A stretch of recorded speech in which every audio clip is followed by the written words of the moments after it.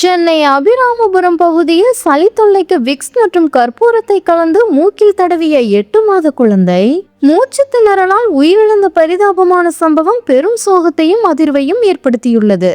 Abiramapuram doctor ராதாகிருஷ்ணபுரத்தை சேர்ந்த தேவநாதன் என்பவருக்கு 8 மாத பெண் குழந்தை இருந்தது. கடந்த சில நாட்களாக குழந்தைக்கு சளி பிரச்சனை அதிகமாக இருந்ததாக கூறப்படுகிறது.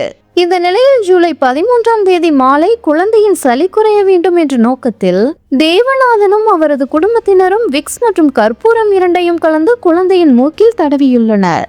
இதை தொடர்ந்து சில மணி நேரங்களுக்குள் குழந்தைக்கு திடீரென மூச்சு திணறல் ஏற்பட்டதாக தெரிகிறது. உடனடியாக குழந்தையை எழும்பூர் அரசு குழந்தைகள் நல மருத்துவமனைக்கு கொண்டு சென்றனர். மருத்துவமனையில் தீவிர சிகிச்சை அளிக்கப்பட்ட போதும் குழந்தை இன்று அதிகாலை சுமார் 3 மணி அளவில் சிகிச்சை பலனின்றி உயிரிழந்தது. குழந்தை சளி காரணமாகவே உயிரிழந்ததா அல்லது கற்பூரம் கலந்த விக்ஸை மூக்கில் தடவியதனால் மூச்சு திணறல் ஏற்பட்டதா என்பது தொடர்பான சந்தேகங்கள் எழுந்துள்ளன. இதற்கான உறுதியான காரணம் பிரேத பரிசோதனையின் அறிக்கையில் பின்னர் வெளியாகும் என மருத்துவ மற்றும் போலீஸ் தரப்புகள் தெரிவித்துள்ளது.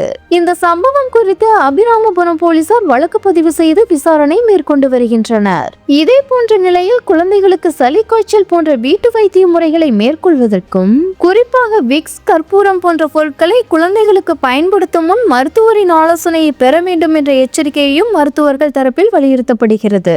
8 மாத குழந்தையின் உயிரை பறித்த இந்த சுவாச சம்பந்தமான மரண நிகழ்வு பல பெற்றோர்களுக்கும் விழிப்புணர்வை ஏற்படுத்தியுள்ளதோடு குழந்தைகள் மீது வீட்டு வைத்திய முறைகளை சோதிப்பது எவ்வளவு ஆபத்தானது என்பதையும் மீண்டும் ஒரு முறை உணர்த்தியுள்ளது.